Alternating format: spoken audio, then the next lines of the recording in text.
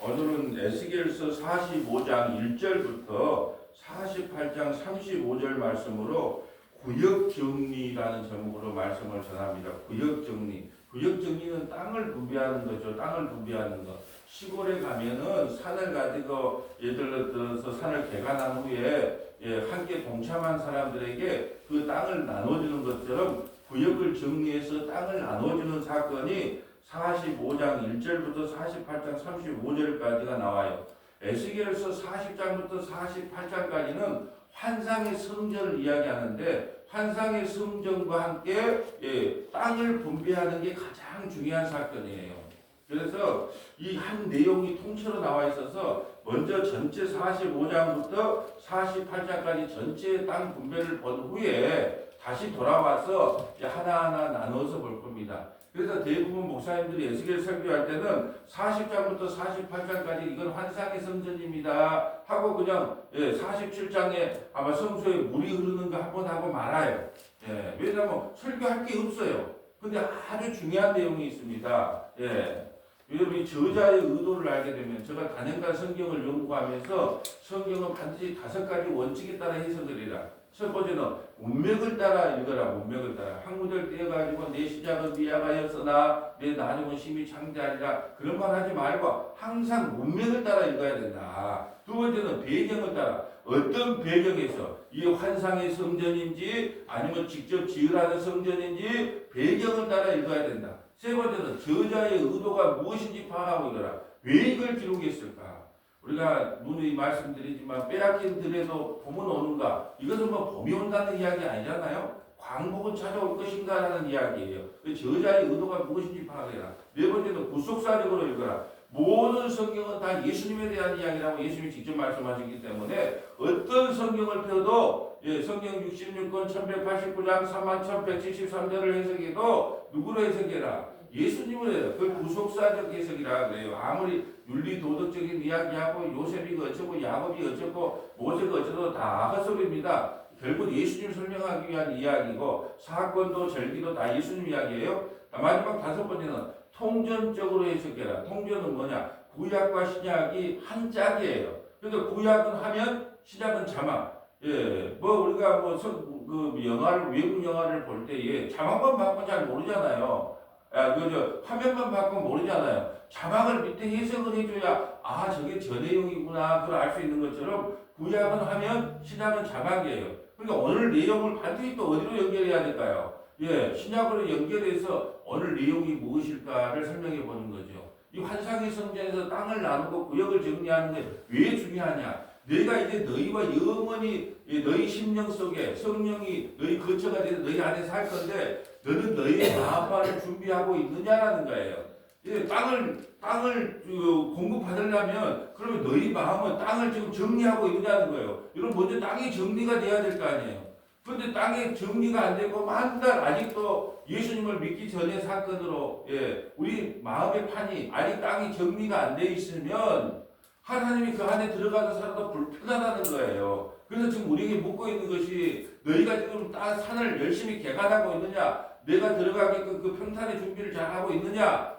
지금 우리에게 이것을 묻기 위하여 땅을 분배하는 거예요. 이것은 환상의 성전인 게 어떻게 하냐 그러면 이방인들께만 이 땅을 분배하는 것이 아니라 유대인들에게만 이 땅을 분배한 게 아니라 이방인들에게도 이 성전의 땅을 분배한다는 걸 봤을 때는 이방인들은 감히 성전 안에 들어오지를 못해요. 노래 맞아 죽어요. 근데 이방인들까지 전부 다 했을 때는 이제 유대인들 이방인들 예수의 피로 하나가 되어서 내가 너희 심령 속에 들어가서 나는 너희와 영원히 함께 살 거야 라는 것을 보여주기 위해서 땅을 정리했다라는 것이죠. 그래서 저자의 의도를 아는 게 너무 중요합니다. 우리가 그런데 무슨 지파가 뭔 땅을 차지하고 뭔 땅을 차지하고 그건 의미가 없어요. 왜요? 지금 우리가 뭐 땅 차지할 일도 아닌데 이것이 우리에게 주는 의미가 메시지가 무엇인가만 살펴볼 겁니다. 주제 구절을 그래서 1절로 정해봤습니다. 너희는 제비를 뽑아 땅을 나누고 기업으로 삼을 때에 한 구역을 거룩한 땅으로 삼아 여호와께 예물로 드리니 그 길이는 25,000이요 너비는 10,000이라 그 구역 안 전부가 거룩하리라. 그러니까 땅을 분배했는데 하나를 하나님께 드리는 거예요. 첫 것을 드리는 거예요. 그래서 우리가 첫 것에 대한 이야기를 배운 거예요. 첫 것은요, 첫 것은 하나님의 것이에요. 그런데 하나님께 하나를 바치면 모두가 거룩한 거예요. 이거 뭘 상징할까요? 첫 것 예수님을 드리면 예수 안에 들어온 모든 사람들은 모든 땅들은 다 거룩하다는 거예요. 지금 이걸 설명하는 거예요. 첫 것이 거룩하니, 첫 것이 하나님께 들어있는 첫 것, 예수님이 거룩하니, 우리의 마다들이 거룩하니, 마다들에 속해 있는 너희는 다 거룩하다. 이제 먼저 이걸 해놓고 땅을 쭉쭉 나누는 거예요. 그래서 자 이사야의 그 45장 1절부터 8절하고 이사야 45장 1절하고 8절, 그 다음에 이사야 48장 8절부터 22절, 이사야 48장 8절부터 22절은 성전의 크기와 구조와 기능을 설명한 거예요. 대충 이것만 알면 되는 거예요. 저자의 의도가 중요하니까 성전의 크기, 구조, 기능에 대한 이야기를 한 거예요. 그럼 우리가 중요한 것은 45장 1절에다가 왜 땅을 다시 정리를, 다시 땅을 나눠줘야 될까요? 하나님께서 너희가 거룩한 땅을 더럽히면 토해내겠다 그랬어요. 토해낸 게 어디예요? 바벨론의 포로로 끌려간 게 토해낸 거예요. 그런데 하나님께 토해냈으니까 이제 땅이 엉망이 됐을 거 아니에요. 황폐하게 됐을 거 아니에요. 잡초만 무성할 거 아니에요. 그러니까 다시 내가 너희 땅을 다시 거룩한 땅으로 만들어 주겠다는 의미로 땅을 나눠준 거예요. 그래서 45장 1절 옆에다가 왜 땅을 토해냈는가를 찾아봐야 되겠죠. 자, 레위기 18장 24절부터 28절과 레위기 18장 24절부터 28절, 이사야 5장 8절부터 9절, 이사야 5장 8절부터 9절. 제가 이제 에스겔이 끝나면 이사야를 시작을 하려고 하는데 긴 것 먼저 가자. 어차피 1189장을 찍을 때 긴 것 먼저 가자. 그래서 요것도 아주 많이 했어요. 에레미야, 에가, 다니엘, 이제 에스겔까지 끝나면 이사야 큰 굿지는 보고 나면 작은 굿지는 진행이 빠르니까 1189장을 만들어 놓을 수 있겠다라는 생각이 들어서 이게 끝나면 이사야로 갑니다. 반대로 가는 거죠. 이사야는 바벨론 포로로 오기 전에, 한참 전에 기록한 거예요. 근데 바벨론 먼저 우리가 왜 바벨론에 끌려왔는가, 끌려와서 실상을 보고 왜 끌려올 수밖에 없었는가라고 하는 이사야로 다시 돌아가서 이 말씀을 볼 겁니다. 레위기 18장 24절을 볼까요? 레위기 18장 24절. 왜 이스라엘 백성들에게 땅을 다시 분배했느냐? 이들을 토해냈기 때문이다. 자, 레위기 18장 24절. 너희는 이 모든 일로 스스로 더럽히지 말라. 내가 너희 앞에서 쫓아내는 족속들이 이 모든 일로 말미암아 더러워졌고. 자, 더러워졌다는 거예요. 근데 18장, 레위기 18장, 하나님이 우리 머리를 아시고 싫다라면 별로 성적으로 안 좋은 이야기. 근데 여기 전부 성적인 이야기야. 그래서 미성년자를 보면 안 돼. 어떤 일이냐 그러면은 자 3절에 보면 너희는 너희가 거주하던 애굽 땅의 풍속을 따르지 말. 근데 애굽 땅의 풍속을 따랐단 말이죠. 내가 너희로 인도하는 가나안 땅의 풍속과 규례를 행하지 말면 가나안 땅의 애굽 땅의 풍속을 따르지 마라. 그 풍속이 뭔데요? 그러면은 자 6절에 각 사람은 자기의 살부치를 가까이 하지 말며 그의 하체를 범하지 말라. 나는 여호와니라. 내 어머니 하체는 내 아버지의 하체니 너는 범하지 말라. 그는 내 어머니인지 너는 그의 하체를 범하지 말라. 근데 그런 일이 있었다고요? 없었다고요? 있었다는 거 있었는 없는 이야기를 왜 적어 놓겠습니까? 9절 너는 내 자매고 내 아버지의 딸이나 내 어머니의 딸이나 집에서 다른 곳에 출생하였든지 이게 자매끼리 형제끼리 그런 일 하지 말라는 거예요. 근데 했다 안 했다? 그런 식으로 하지 말라고 하는 것을 그대로 했단 말이에요. 그래서 어떻게 했다? 결국은 가나안 땅을 더럽혔단 말이죠. 그래서 어떻게 해요? 더럽혔기 때문에 어떻게 한다? 회내겠다는 이야기를 하는 거예요. 25절 볼까요?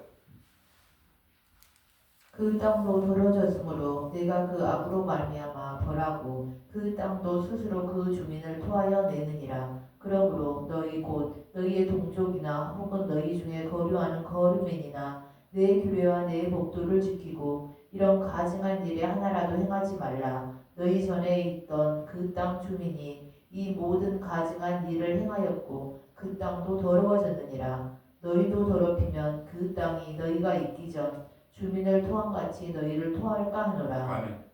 그러니까 가나안 족속이 왜 쫓겨나는 줄 아냐? 이 악행을 행했기 때문에 쫓겨났다. 근데 너희는 이 악행을 배우지 마라 그랬어요. 근데 들어가세요. 어떻게 했다? 애굽에서 했던 습관, 인간은 안 변해요.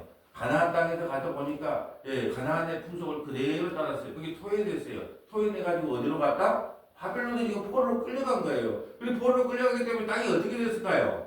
주인이 없는 땅이 황폐됐을 거 아니에요. 그러니까 환상을 통해서 다시 땅을 정비하면서 내가 너희와 영원히 거주하려면 땅이 좀 평탄해야 될 거 아니냐. 땅이 정리가 돼야 될 거 아니냐. 이걸 설명하기 위해서 좀 땅을 분배해주고 있다라는 거죠. 그래서 여러분 하나님께서 원래 친족끼리 혈통끼리 결혼을 하면은 그 인자가 어떻게 되냐면 좀 이상한 기형가 나오고 그리고 미국에 실제로 그 집단에서 생활하는 사람들이 있어요. 근데 그 아이들이 보니까 전부 다 장애인으로 태어나는 거예요.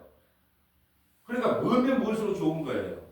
예, 그렇게 왜냐면 유전자가 같으면 안 되게 맞구만. 그러니까 하나님이 하지 말한 거 안 했으면 예, 친족끼리 범하지 말라는 거예요. 그것은 유전적으로는 안 좋다는 거예요. 그것은 그래도 반대를 하는 거예요. 자, 그러면 이제 사람도 그렇지만 그러면 땅도 어떻게 해요? 땅도 분배를 해놨어요. 너희는 여기까지 여기까지 여기서 여기까지. 그런데 혹시나 못 살게 되면 빌려줄 수도 있어요. 근데 50년 희년이 되면 다시 돌려줘야 돼요. 근데 아합 같은 사람은 나그네 포도를 뺐잖아요. 그러니까 하나님 말씀은 이래도 안 듣고 저래도 안 들어. 일단 우리 삶으로도 말을 안 듣지만 땅에 대한 것도 하나님께서 분배해 주는 것은 땅은 다 하나님의 것이기 때문에 절대 너무 그걸 뺏으면 안 돼. 근데 이스라엘 사람들이 어떻게 행동을 했는가 볼까요? 이사야 우리가 아직 안 봤지만 이사야 5장 8절 볼까요? 나중에 다 볼 내용이지만 이사야 5장 8절을 보세요. 이들이 어떻게 행했기 때문에 통했냐? 땅은 다 하나님 것이니까 절대로 남의 땅을 뺏으면 안 된다는 것을 법으로 정해놨어요. 이렇게 살아야 되는 거예요. 이게 하나님 나라 원리거든요. 자, 8절. 가옥에 가옥을 이으며 전토에 전토를 더하여 빈틈이 없도록 하고 이 땅 가운데서 홀로 거주하려 하는 자들은 하 있을진저. 아멘. 자기 집과 자기 땅 갖고 살아야 되는 거예요. 근데 어떻게 해요? 돈이 있으니까 가옥에 가옥을 전토에 전토를. 우리 교회가 좁장에 저쪽 사가지고 밉시다. 옆으로도 밉시다. 예. 이스라엘 땅은 그러면 안 돼요. 가옥에 가옥을 전토에 전토를 이으면 안 된다니까요. 그냥 주시는 대로 살아야 돼. 하나님께서 주신 나의 기업대로 그냥 감사하면서 살아야 되는데 이 욕심이 뭐냐면 어느 사람의 돈을 뺏어다가 하나님 말씀을 안 지키는 거예요. 모든 토지는 무상으로 하나님께 받았기 때문에 절대로 사거나 팔면 안 돼. 근데 가옥에 전토를 그러면서 멋진 빌라를 짓고 멋진 아파트를 짓고 캐슬을 짓고 그렇게 살아왔던 사람들이 이스라엘 백성들이에요. 그러니까 그들을 토해내지 않을 수가 없어요. 조금 더 볼까요? 9절. 만군의 여호와께서 내 귀에 말씀하시되 정령이 허다한 가옥이 황폐하리니 크고 아름다울지라도 거주할 자가 없을 것이며 열흘같이 포도원에 겨우 포도주 한 바트가 나겠고 한 호멜의 종자를 뿌려도 간신히 한 에바가 나리라 하시도다. 아멘. 너희들이 아무리 가옥에 가옥을 읽고 전토를 가서 농사를 지어도 난 그 농사 못 되게 하겠다는 거야. 그러니까 뭐예요? 삶으로도 안 돼. 또 하나님의 법으로도 가옥을 사거나 팔면 안 되고 정 어려운 사람이 있으면 그걸 잠깐 경작권을 빌려줘서 임대해 줄 수 있어요. 그럼 50년이 되면 희년이 되면 반드시 본주인에게 돌려줘야 돼. 그 전에 누가 친척이 그걸 사주거나 그 빚을 대신 갚아주면 언제든지 그 땅을 돌려줘야 된다는 거예요. 그것이 희년이에요. 근데 그걸 고엘 제도라고 해서 고엘 제도라고 해서 우리 루시 보아스가 땅을 대신 땅 물려주기를 해주면서 고엘 제도를 통해서 자기 기업을 물려받잖아요. 이런 것이 이스라엘 법인데 말을 안 들어요.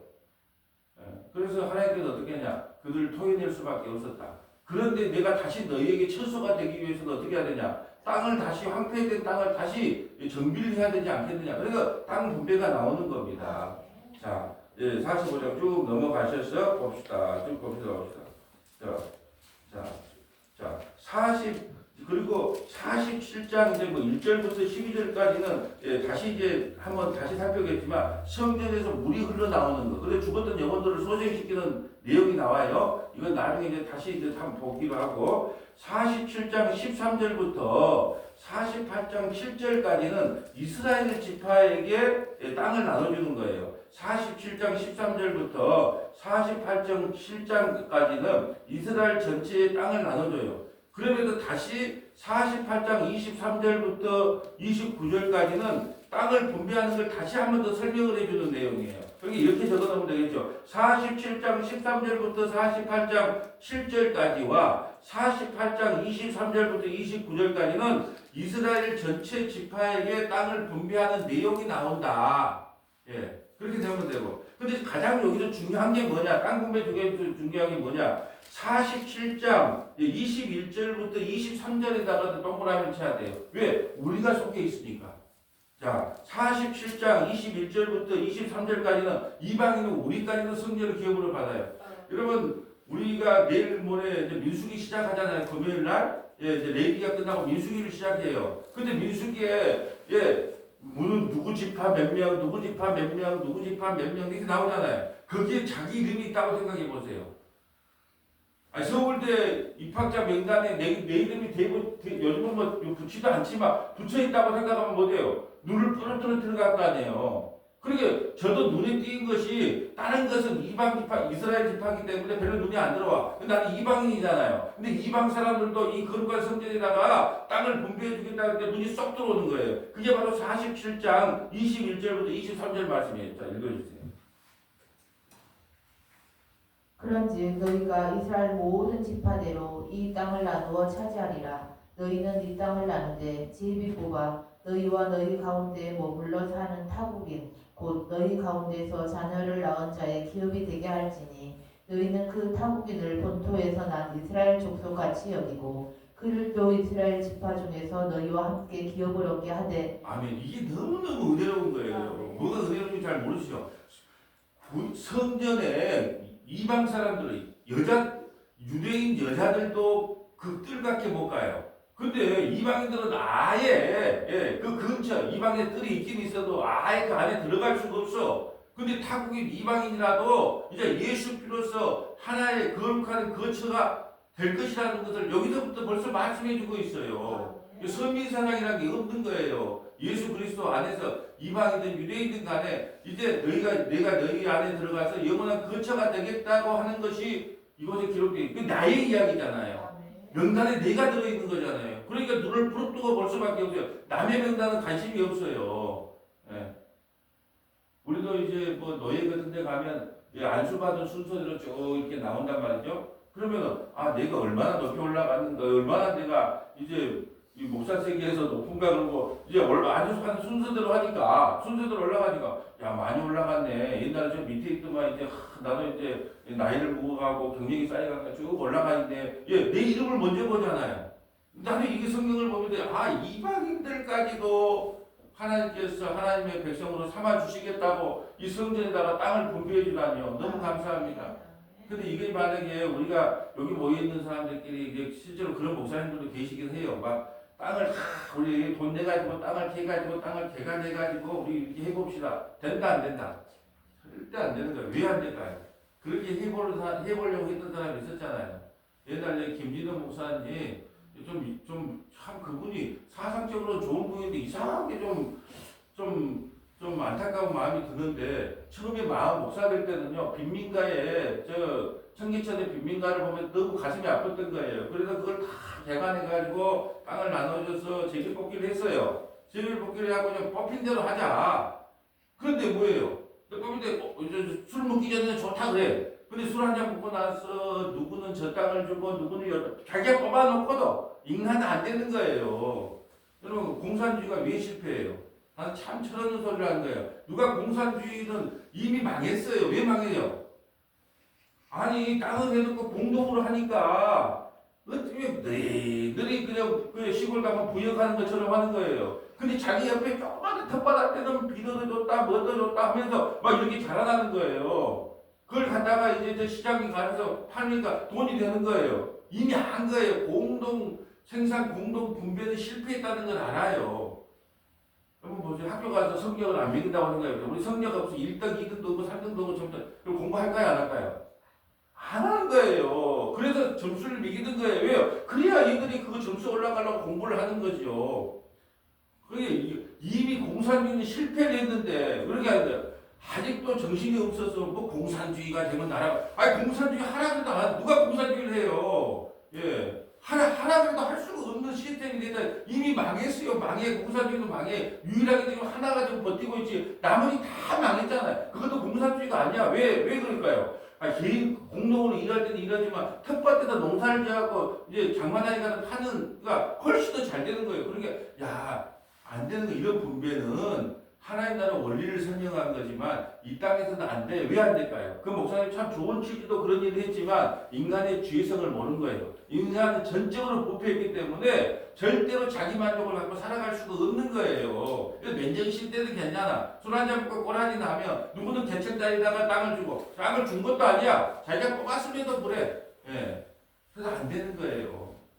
실패한 거예요. 실패한 정치를 실패했는데 다시 우리가 공산주의가 된다 어쩐다. 누가 그런 말을 하면 나는 정신이 제대로 바뀐 사람인가 그런 생각을 하는데 공산주의로 돌아가라고 누가 공산주의로 돌아갑니까? 돌아가라 해도 안 돌아가. 이미 실패한 정책을 누가 다시 돌이킬 겁니까? 그런 일은 있을 수가 없어요. 이것은 땅을 분배한다는 것은 하나님 나라는 이런 나라라는 걸 설명하는 거예요. 넘나는 것은 하나님이 주신 은혜대로 살아가는 나라가 무슨 나라? 하나님의 나라라는 걸 설명하기 위해서 땅을 분배하고 이방인들 우리까지도 땅을 준 거예요. 자, 마저 읽어주세요. 타국인이 머물러 사는 그 지파에서 그 기업을 줄지니라. 주 여호와의 말씀이니라. 아멘. 타국인 우리까지도 좀 더 넘어가 볼까요? 자, 그렇다면은 자, 우리 48장에 보면은 이제 마지막 35절에 보면 그 사방 합쳐서는 18,000이라 그날 우러는 그 성읍의 이름을 여호와 삼마라. 여호와 삼마가 뭐예요? 쌈마 먹는다? 네, 여호와 삼마. 여호와를 쌈마 먹는다? 여호와가 거기까지 나와 함께 하셨다. 나와 함께 여기까지 나와 함께 계신다. 나와 함께 하신다. 그런 말이다. 여기까지. 어디까지요? 영원히 하나님 나라 갈 때까지 나와 함께 하신다. 하나님 나라도 가서도 나와 함께 하신다.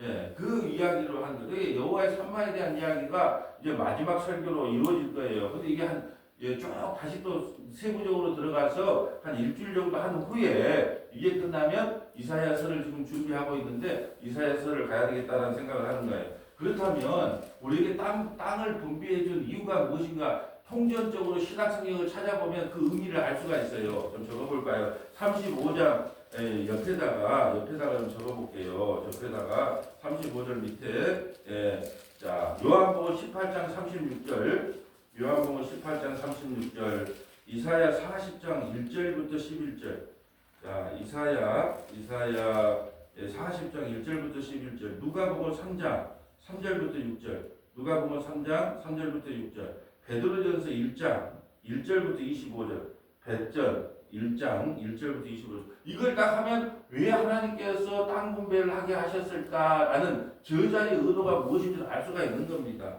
자 먼저 요한복음 18장 36절 가볼까요?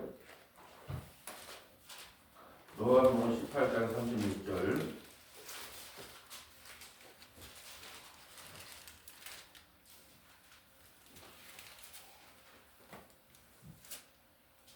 예수께서 대답하시되 내 나라는 이 세상에 속한 것이 아니니라. 만일 내 나라가 이 세상에 속한 것이었더라면 내 종들이 싸워 나로 유대인들에게 넘겨지지 않게 하였으리라. 이제 내 나라는 여기에 속한 것이 아니니라. 아멘. 지금 빌라도에게 지금 예수님이 말씀하시는 내용인데요.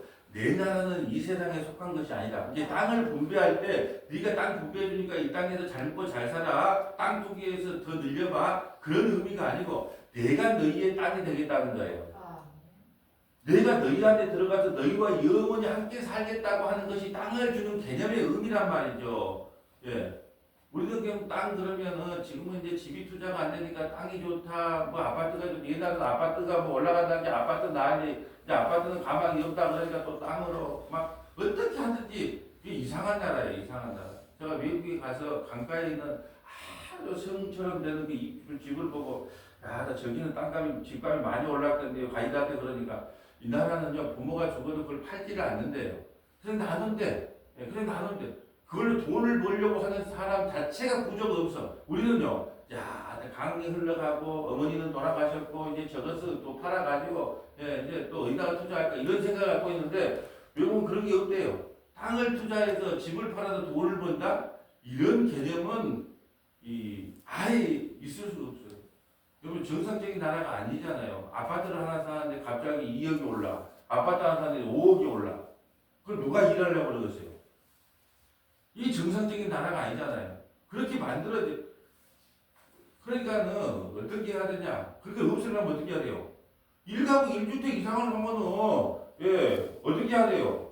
세금을 때리면 되죠. 세금을 때리면 1가구 1주택 넘어가면 안 되죠. 그렇게 하면 될 건데 한 사람이 100채를 가지고 한 사람이 50채를 가지고 이게 뭐 정상적인 나라예요? 그렇게 안 되는 거예요. 안 돼. 지금 여기 그런 이야기가 중요한 건 아닌데 내 나라는 이 세상에 속한 것이 아니야. 그러니까 땅 줬다고 땅 걸어 투기해서 땅을 넓히 가오게 저돌 놀리면 그건 나쁜 거야. 딱 그냥 땅 하면 땅값 올랐을까 내렸을까 우리 그것만 보잖아요. 근데 하나님께서는 야, 내 나라는 이 세상에 속한 것이 아니야. 만일 내 나라가 이 세상에 속한 것이었다면 내 종들이 있어봐 천사 한 명을 보내도 그 아수르 군대 18만 5천 명을 무너뜨리는 것이 천사 한 명의 효과라니까요. 내 종이 싸워 나로 유대인들에게 넘어가지 않게 하리라. 이제 내 나라는 여기에 속한 것이 아니다. 여기에 속한 것이 아니야. 이 땅이라고 하는 건 땅을 줬는데 야, 하나님, 예수님 나같이 땅 없는 사람은 또 드디어 땅 한 평 가져보네요. 그런 땅이 아니라 내가 너희 안에 들어가서 영원한 거처가 될 거야. 이 땅을 이야기하는 거예요. 땅을. 근데 참보다 그 마음이 온유한 사람은 뭘 차지한다 그래요? 땅을 차지한다 그래요. 마음을 온유한 사람은. 부동산 업자들이 제일 좋아하는 게 마음이 온유한 사람이 땅을 차지해요. 여러분 이 세상에 마음 온유하면 땅을 차지해요? 어떻게 해든지 간에 어떻게 하든 간에 악착같이 그냥 할머니 할아버지 살고 있는 그 저 집을 갖다 내줬더라도 경매받아서 내보더라도 악착같이 해야지 땅을 차지하지. 마음이 온유한 사람이 땅을 차지해요. 그럼 마음이 온유한 사람이 땅을 차지한다는 이야기가 뭘까요? 온유라고 하는 것은 하나님께 쓰임받는 사람을 온유라 그래요. 자, 모세 세상에서 가장 온유한 사람이 하나님이 직접 말씀해 주세요. 모세 온유합니까? 애굽 사람을 돌로 쳐 죽이고 또 뭐예요? 내가 반석에서 물을 내냐? 그래도 얼마나 성질이 똑같은지 몰라요. 성질 진짜 안 좋아요. 근데 집에서 제일 온유한 사람이라고 그래요. 왜요? 성질 따라 온유와 비온유로 따지는 게 아니라 하나님 앞에 귀하게 쓰임 받는 것 자체가 온유예요. 그리고 온유한 사람은 땅을 선물로 받아요. 땅을 받아요. 그 땅이 무슨 땅이에요? 천국. 하나님의 구원의 백성이 되는 거예요. 하나님께 쓰임 받는 사람이 하나님의 땅을 차지한다는 것은 온유한 사람은 하나님의 나라의 백성으로서 새하늘과 새 땅을 차지한다는 이야기. 그래서 전부 다 물질과도 사로잡혀가지고 여러분 마음이 온유해야 이 땅을 차지합니다. 늘 마음이 온유해요. 부모에게 효도하면 장수한대. 부모에게 효도하면 장수해요? 개고생을 해요. 개고생을 해요. 뭔 장수합니까? 부모에게 효도하면 다 오래 살겠네요? 그 부모가 누구예요? 우리 주님이잖아요. 주님. 날 낳으시고 기르시고 날 위해 생명을 얻고 그러면 장수한다. 그 장수가 뭐 이 땅에 오래 산다는 거예요? 영생을 주겠다는 말에 전부 다 이것을 그렇게 영적으로 해석해야지. 5월달 주님이 싫어하는 달 5월달 오네. 어린이 주일, 어버이 주일, 또 스승의 날, 부부의 날. 아이고 주님이 5월달에 되면 한국교회 오기 싫대. 왜? 전부 주인공이 누가 된다? 어린이, 어머니, 목사님, 또 부부. 그런 날이 어디가 있습니까? 모두가 다 무슨 날? 주의 날이죠. 주의 날. 주님의 날이죠. 이 날에 속한 것이 아니다. 자, 또 볼까요? 이사야 40장이죠. 이제 이사야 40장에 가서 우리의 심령이 주님께서 들어오시려면 어떻게 해야 되겠어요? 자, 땅땅땅 하면 된다, 안 된다? 안 된다는 이야기를 하고 있는 겁니다. 이사야 40장 1절.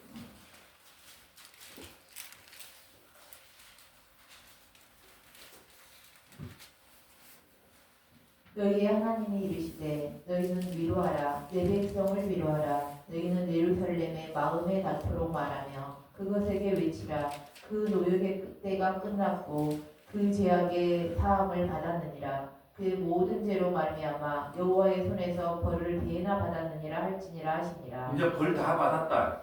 자, 이사야는 66장으로 되어 있어요. 39장까지는 구약을 상징하는 거예요. 심판이에요. 40장부터 66장까지는 신약을 회복을 상징하는 거예요. 이 성경 66권이 다 이사야 66장까지 강제되어 있어요.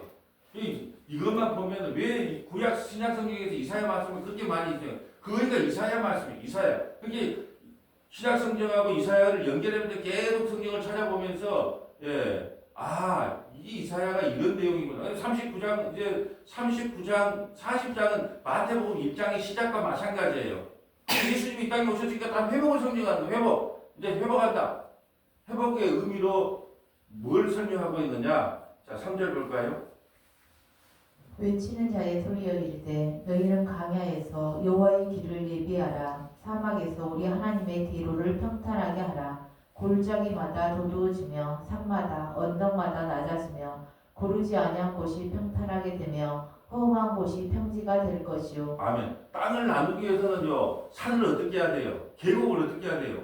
평탄케 해야 되는데 평탄케 해야 되는 거예요. 그러니까 주님께서 우리 마음을 먼저 구역 정리를 하는 거예요. 평탄케 하는 거예요. 우리 마음을 구역 정리를 해야 예수님이 우리 안에 들어와서 영원히 머물러 사니까요. 지금 뭐 선방매매 한다고 저 주차장 저 돌산에다가 만들어 놨는데 비가 들어오냐 안 들어오냐 하고 구역 정리가 그렇게 구역 정리를 잘해야 된다는 거예요. 구역 정리가 중요한 거예요. 비가 들어오는지 안 들어오는지 모르겠어요. 근데 자 비가 들어올 것인가 말 것인가를 잘 생각하고 구역 정리를 하는 거예요. 그게 주님께서 우리가 구역 정리가 안 돼. 그러니까 예수님께서 먼저 우리에게 오셔가지고 성령이 머물러니까 구역 정리를 하는 거예요. 구역 정리를 한다는 게 뭘까요? 내 마음에 나온 건 다 죄뿐이라는 거예요. 그러니까 나는 주님 아니면 안 된다는 걸로 먼저 구역을 정리하는 거예요. 땅을 평탄케 하고 땅 고르기를 하는 거예요. 왜요? 땅 고르기를 한다는 뜻이 뭘까요? 주님, 나에게 나온 건 죄밖에 없습니다. 내 행한 건 죄뿐이니 내 스스로는 아무것도 할 수 없습니다. 그게 땅 고르기예요. 그럴 때 어떻게 하냐? 성령께서 우리 안에 들어오셔서 우리에게 영원한 거처가 되는 거예요. 지금 이걸 설명하고 있는 겁니다. 자, 5절. 여호와의 영광이 나타나고 모든 육체가 그것을 함께 보리라. 이는 여호와의 입이 말씀하셨느니라. 말하는 자의 소리여 이르되 외치라. 대답하되 내가 무엇이라 외치리까 하니 이르되 모든 육체는 풀이요 그의 모든 아름다움은 들의 꽃과 같으니 푸른 마르고 꽃은 시듬은 여호와의 기운이 그 위에 부음이라. 이 백성은 실로 풀이로다. 푸른 마르고 꽃은 시드나 우리 하나님의 말씀은 영원히 서리라 하라. 아멘. 이사야 선지자는 뭘 외칠까요? 자, 뭐라고 외칠까요? 그 우리 마음속에다 마음판에다 뭐라고 외칠까요? 푸른 마르고 꽃은 시드나 하나님의 말씀은 영원하다. 이게 너희들이 말씀으로 충만해야지 세상 걸로 충만하면 안 된다는 거예요. 꽃은 마르고 푸른 시든다. 그러니까 여러분 봄에 보세요. 3월 달에 피는 꽃들 다 지어요. 4월 달에 꽃은 빛도 집니다. 5월 달에 장미가 피어요. 근데 장미가 좀 이상하게 좀 총을 맞았는가 4월 달에 장미가 피는데 5월 달에 장미 피면은 몇 달 있다가 어떻게 해요? 또 시들어집니다. 이것을 왜 자연을 통해서 우리에게 보여주는 거예요. 꽃은 시들고 풀도 마른다. 그런데 하나님의 말씀만이 영원하다. 그게 너희 심령판에 내가 너에게 땅을 줬잖아. 땅을 줬잖아. 그 땅 안에 뭘 심을 거냐? 뭘 심을 거냐? 말씀을 심어야지, 말씀을. 꽃을 심어도 시들어지고, 풀을 심어도 시들어지고, 모든 것이 시들어져요. 그러니까 뭘 심어야 시들지 않냐? 하나님의 말씀을 심어야 시들지 않는다. 우리가 요즘 지금 수요일마다 에베소서의 말씀을 통해서 지금 그 영적인 전쟁에 대한 이야기를 하잖아요. 원래 진리의 허리띠를 띠고, 진리가 뭐예요? 말씀, 복음, 또 의의 호신경. 의도 뭐예요? 주님께서 우리에게 주신 믿음으로 호신경을 삼아라. 다 그 이야기예요. 같은 이야기를 반복하는 거예요. 그러니까 너희 심령판에 뭐 심을 거니? 한 평씩 땅을 나눠줬어. 뭐 50평씩 땅을 나눠줬어, 주님이. 그럼 거기다가 내가 꽃을 심을게요. 나는 집을 질게요. 나는 거기다가 정말로 아이들과 뛰어놀 수 있는 잔디밭에 정원이 땅에 집을 하나 지어볼게요. 주님께서 뭐라고 하냐?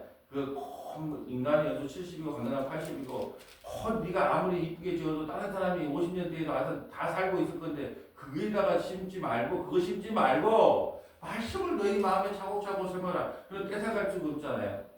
우리 아버지가 늘 그런 말씀하셨어요. 사람은 돈은 다 뺏어갈 수 있어도 지식은 못 뺏어가는 거다.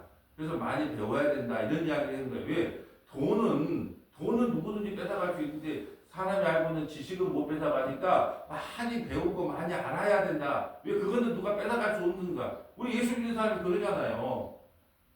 그러니까 그 안에 말씀으로 충만히 심어 놓으면 뭐가 좋을까요? 흔들림이 없다니까요. 말씀이 없으면요, 어린아이 신앙이 어린아이 신앙. 예.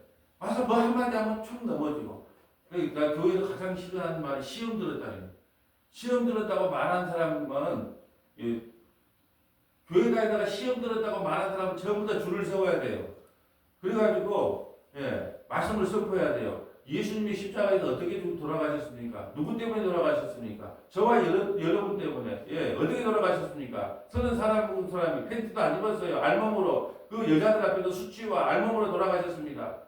예. 근데 그 밑에 가서 나는 뭐 목사 때문에 상처받았어요. 권사 때문에 상처받았어요. 사모 때문에 상처받았어요. 예, 그러니까 나 교회 안 나갈래. 그렇게 말하는 것 자체가 얼마나 믿음이 없고 얼마나 신앙이 연약하다는 거예요.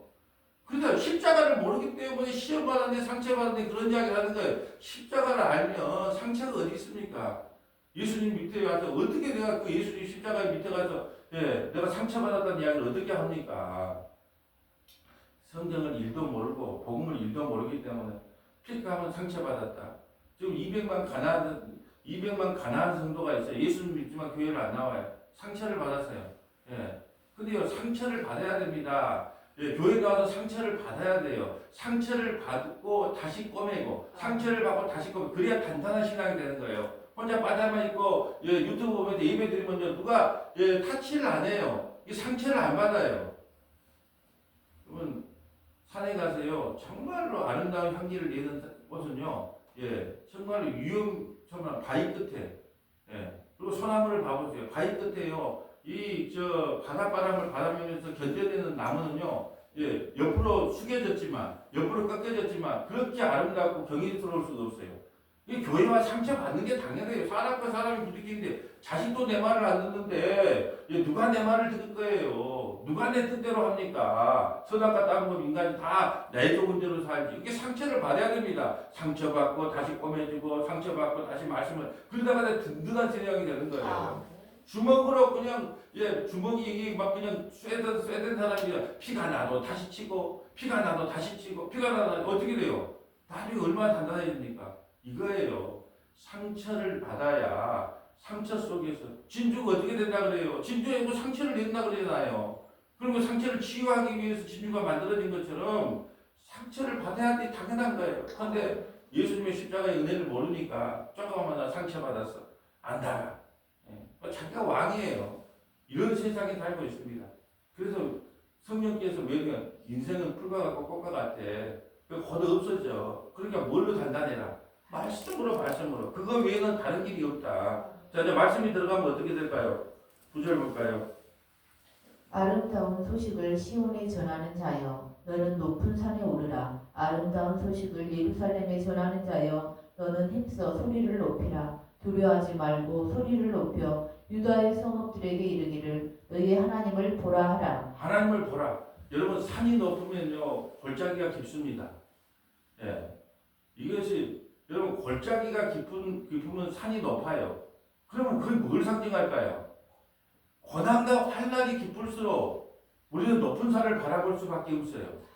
예, 여러분 산을 가다가 저 산을 좋아하니까 가다가 팻말에 들어가지 마세요 하는 데를 들어가고 싶어. 들어가다 보면 뭐 길도 절도 없어. 정말로 막 그냥 막 온몸이 긁히고 근데 어디로 올라간다? 무조건 정상으로 올라가는 거야. 앞만 보고 올라가는 거예요. 왜냐 햇빛이 떠오르는 거 햇빛이 비치는 것이 산이거든요. 그 정상이거든요. 예, 산 속에 들어가서 햇빛이 비치면 그게 정상이에요. 예, 그것을 향해서 무조건 달려갑니다. 예, 긁히는 어쨌든 길을 잊어도 달려가요. 그럼 뭐가 나오냐? 산불 조심이 나와요. 산불 조심이 나오면 뭐 여러 가지 빨간게 붙어 있으면 누군가가 여기를 왔다 갔구나. 조금 더 가면 이제 등산, 등산 무슨 뭐 어디 부부 산악회 무슨 산악회 그게 딱 나와요. 그러면 이제 길을 그거 따라가면 되는 거예요. 우리가 살다 보면 고난 환난 이런 고난 환난이 없으면 어떻게 산으로 올라가겠어요? 근데 우리에게 고난 환난을 저 정권사한테 다 주고 나는 저 높은 산만 올라가려나 이렇게 생각하면 안 된다는 거예요. 반드시 골짜기가 깊어야 산도 높은 거예요. 제가 그런 걸 깨달으니까 이런 고난, 이런 환난, 뭐 이런 비아냥 뭐 그런 건 아무것도 아니다. 왜 나 골짜기로 더 내려갈 수 있으면 더 내려가겠다. 왜 골짜기가 깊어야 산이 높으니까. 그러니까 그런 것을 깨달아야 되는데 맨날 높은데 뭐 좋은데 아니요. 상처가 그러니까 보세요. 어떤 사람은 건들지 마라. 그 상처를 다 이겨내고 그 불구덩이, 지옥의 불구덩이에서 살아난 사람은 건들지 마라 그래요. 왜? 불구덩이를, 그 지옥의 불구덩이를 이겨내고 견뎌낸 사람을 함부로 건드렸다가는 그 사람과 싸워 이길 수가 없어요. 그래서 여러분 아무 고난과 환난과 어려움이 없이 이 길을 가는 사람은요, 나중에 어려움이 있으면요, 우리 이거 자식들 찍을 때 그러잖아요. 기업 근육 물려주면 어떻게 돼요? 망해요. 3대 못 간단 말이 그거예요. 근데 우리 1세대 그 창업한 사람들이 망하던가요? 이거 어떻게 하든지 간에 그걸 견뎌내잖아요. 기억하십시오. 골짜기가 깊으면 산도 높아요. 그러니까 그걸 견뎌내야 됩니다. 이겨내야 돼요. 그 골짜기에서 죽는 한이 있어도 견디고 이겨나가야 된다는 거예요. 자, 11절 볼까요? 보라, 주 여호와께서 장차 강한 자로 임하실 것이요 친히 그의 팔로 다스리실 것이라. 보라, 상급이 그에게 있고 보응이 그의 앞에 있으며 그는 목자같이 양떼를 먹이시며 어린 양을 그 발로 모아 품에 안으시며 젖먹이는 암컷들은 온순히 인도하시리로다. 아멘. 조금만 참고 견디라는 거예요. 아멘. 하나님께서 다 알고 계신다는 거예요. 그 골짜기에서 우리를 안고 다시 올라오는 그 날이 있다. 저는 이번에 전남 동부 국동방송 전체 주제로 뭐 3,000명을 전도하는 데에서 보니까 그것을 통역하고 그렇게 한 걸 보면서 소망을 가져봐요. 하나님 언젠가 때가 되면 정말로 아니 그 강사가 전했던 말씀이니까 내가 평상시에 전했던 그 미국의 목사님이 내가 평상시에 에베소 2장 1절부터 10절 지금 옛날에 우리 전에는 뭐 우리 과거를 이야기하면서 오직 그 은과 금이 아니라 어린 양의 순전한 피로 구원을 받는다는 그 메시지, 내가 했던 메시지를 그대로 그분은 영어로 했는 것 뿐이에요. 정말로 언젠가는 저 소망을 하나님께서 나에게 품으라고 그 현장을 보여주셨구나. 나는 하는 그런 좀 감동을 받았어요. 그래서 언젠가 하나님께서 정말로 하늘과 땅의 모든 권세를 내게 주었으니 모든 족속으로 제자를 삼아 아버지와 아들과 성령의 이름으로 세례를 베풀고 땅끝까지 나의 말씀을 가르치고 지키게 하라. 내가 세상 끝날까지 너와 함께 하리라. 그렇게 하나님께서 언젠가 저 자리에 제가 예전에 집사 때도 그랬어요. 하나님께서 예배드리고 있으면 네 왜 거기 앉아있냐? 네가 저기 서야 될 사람인데 이런 감동을 매일 받았어요. 예배 시간마다. 근데 거기 가서 받은 감동이 뭐냐? 너 왜 여기 있느냐? 왜 여기 있느냐? 네가 저기 서야 될 자리인데. 그런 것을 감정에 주시는 거예요. 그래서 그 제 욕심 아닙니까? 그 욕심인지 하나님의 뜻이 이루어지는지는 봐야 된다는 거예요. 그러기 위해서는 어떻게 해야 돼요? 견뎌내야죠. 골짜기가 깊어도 견뎌내야죠. 그래야 하나님께서 나를 붙잡고 다시 올라가신다는 거예요.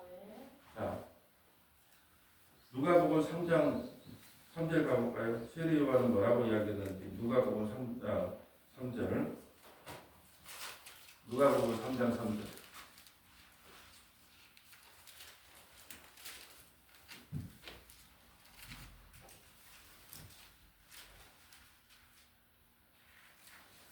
요한이 요단강 북은 각처에 와서 제사함을 받게 하는 회개 세례를 전파하니 선지자 이사야 책에 쓴 바 강야에서 외치는 자의 소리가 있어 이르되 너희는 주의 길을 준비하라. 그의 오실 길을 곱게 하라. 모든 골짜기가 메어지고 모든 산과 작은 산이 낮아지고 굽은 것이 곧아지고 험한 길이 평탄하여질 것이요 모든 육체가 하나님의 구원하심을 보리라 한가 같으니라. 아멘. 지금 이사야가 예수님이 사역하기 전에 지금 와서 외치는 거예요. 길을 평탄케 하는 거예요. 예수님 오신다. 예수님 오신다. 그러니까 너희의 마음판을 어떻게 하라? 평탄케 하라. 지금 이사야가 말했던 거, 마음을 평탄케 한다는 게 뭐예요? 너희 예수님이 너희 안에 영원히 자정하기 위해서 너희가 어떻게 해야 된다? 그 독사 같은 마음을 좀 버려야 된다. 세상 살아가는 마음을 좀 버려야 된다. 그래서 지금 독사라는 이야기가 그래서 나오는 거예요. 7절 요한이 세례를 받아 나오는데 무리의 독사의 자식들아 누가 너에게 이르러 장차 올 진노를 피하겠느냐. 이 독사 같은 것들아 그런 마음을 좀 버리고 네가 얼마나 큰 죄인인지 알고 마음을 좀 평탄케 해놔라. 그래야 주님께서 너희 안에 들어와서 영원한 거처가 될 것이 아니냐. 이렇게 외치고 있는 거예요. 자, 하나만 볼까요? 베드로전서 1장 1절부터 25절. 베드로전서 1장 1절부터 25절.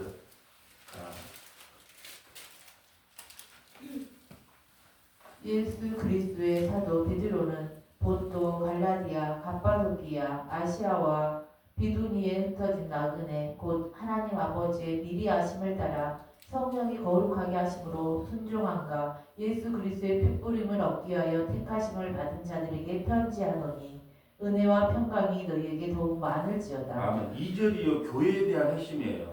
교회는요 하나님의 미리 아심을 따라 언제요? 창세전에. 그리고 미리 아신 사람이 뭘 보여줘요? 성령을 보여줍니다. 성령이 거룩하게 하심으로 순종함과 예수 그리스도의 핏부림. 교회는 예수의 핏부림을 받은 사람이에요. 이게 피냄새가 나야 되는 거예요. 돈 냄새 말고. 자, 택하심을 받은 자에게 편지하니 은혜와 평강이 내게 있을 때 교회에 대한 베드로가요 교회에 대해서 정확하게 정리를 하고 있어요. 3절 볼까요? 우리 주 예수 그리스도의 아버지 하나님을 찬송하리로다. 그의 많으신 긍휼대로 예수 그리스도를 죽은 자 가운데서 부활하게 하심으로 말미암아 우리를 거듭나게 하사 산 소망이 있게 하시며 썩지 않고 더럽지 않고 새하지 아니하는 유업을 있게 하시나니 곧 너희를 위하여 하늘에 간직하신 것이라. 너희는 말세에 나타내기로 예비하신 구원을 얻기 위하여 믿음으로 말미암아 하나님의 능력으로 보호하심을 받았느니라. 그러므로 너희가 이제 여러 가지 시험으로 말미암아 잠깐 근심하게 되지 않을 수 없으나 오히려 크게 기뻐하는도다. 아멘. 잠깐 언제요? 7, 80년. 지금 여기서 보니까 한 3, 40년 남은 것 같아요. 잠깐 고난과 환난이 예수 믿다 보면 나온다. 근데 그걸 기뻐 받으라는 거예요. 자, 7절. 너희 믿음의 확실함은 불로 연단하여도 없어질 금보다 더 귀하여 예수 그리스도께서 나타나실 때에 칭찬과 영광과 존귀를 얻게 할 것이라. 예수를 너희가 보지 못하였으나 사랑하는도다. 이제도 보지 못하나 믿고 말할 수 없는 영광스러운 즐거움으로 기뻐하니 믿음의 결국 곧 영혼의 구원을 받음이라. 이 구원에 대하여는 너희에게 임할 은혜를 예언하던 선지자들이 연구하고 부지런히 살펴서 자기 속에 계신 그리스도의 영이 그 받으실 고난과 후에 받으실 영광을 미리 증언하여 누구를 또는 어떤 때를 지시하는지 상고하니라. 이 섬긴 바가 자기를 위한 것이 아니요 너희를 위한 것임이 계시로 알게 되었으니 이것은 하늘로부터 보내신 성령을 힘입어 복음을 전하는 자들로 이제 너희에게 알린 것이요 천사들도 살펴보기를 원하는 것이니라. 그러므로 너희 마음의 허리를 동이고 근신하여 예수 그리스도께서 나타나실 때에 너희에게 가져다 주실 은혜를 온전히 바랄지어다. 너희가 순종하는 자식처럼 전에 알지 못할 때에 따르던 너희 사욕을 본받지 말고 오직 너희를 부르신 거룩한 이처럼 너희도 모든 행실에 거룩한 자가 되라. 기록되었을 때 내가 거룩하니 너희도 거룩할지어다 하셨느니라. 외모로 보시지 않고 각 사람의 행위대로 심판하시는 일을 너희가 아버지라 부른즉 너희가 나그네로 있을 때에 두려움으로 지내라. 너희가 알거니와 너희 조상이 물려준 헛된 행실에서 대속함을 받은 것은 은이나 금같이 없어질 것으로 된 것이 아니요 오직 흠없고 점없는 어린 양 같은 그리스도의 보배로운 피로 된 것이니라. 그는 창세전부터 미리 알린 바 되시니나 이 말세에 너희를 위하여 나타내신 바 되었으니 너희는 그를 죽은 자 가운데서 살리시고 영광을 주신 하나님을 그리스도로 말미암아 믿는 자니 너희 믿음과 소망이 하나님께 있게 하셨느니라. 너희가 진리를 순종함으로 너희 영혼을 깨끗하게 하여 거짓이 없이 형제를 사랑하기에 이르렀으니 마음으로 뜨겁게 서로 사랑하라.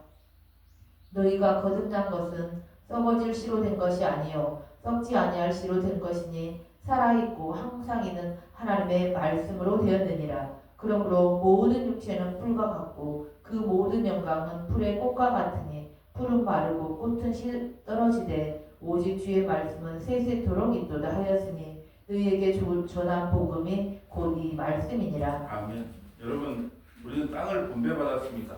땅을 분배받아서 그 땅을 어떻게 뻥튀기 해서 내가 하나님께 영광을 돌릴까가 아니라 나는 땅을 분배받은 이 땅을 분배받아 이미 하나님 나라의 땅을 우리는 분배받았어요. 그 분배받은 땅에다가 뭘 키워가야 돼요? 하나님의 말씀을 세워가야 된다는 거예요. 그래야 흔들림이 없는 거예요. 그래서 말씀하는 겁니다. 말씀으로서 주어진 땅에 잘 심어서 좌로나 우로나 흔들리지 아니하고 십자가의 표대를 향하여 한 걸음 한 걸음 걸어 나가는 저와 여러분 되시기를 주님의 이름으로 소원합니다. 아멘. 아버지 하나님 감사합니다. 주님께서는 이방에 있는 우리까지도 이미 땅을 확정하여 주셨습니다. 아버지 하나님 이 땅에다가 우리가 무엇을 심어야 되겠습니까?